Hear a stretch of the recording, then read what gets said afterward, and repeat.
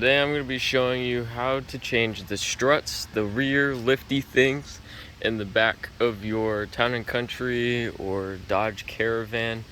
All you're going to need is a Torx screwdriver, and I'll tell you the size in just a second.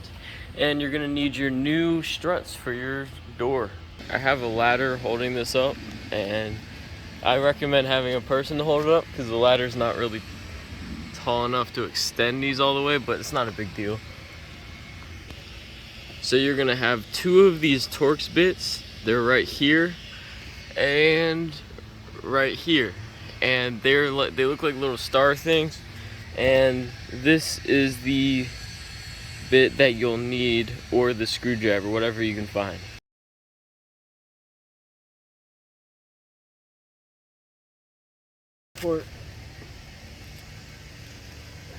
These could be in pretty good because they've been in this van its entire life.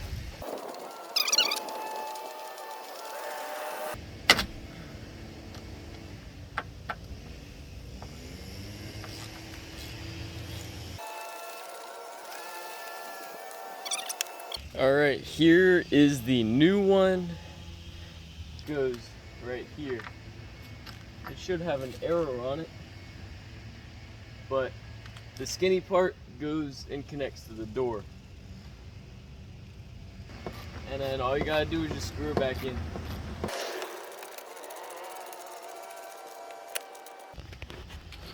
And here's what this one looks like. And then all we're gonna do here is we're gonna have to lift the door a little bit more, but we're just gonna stick this in the hole, turn it, and then you have a brand new strut.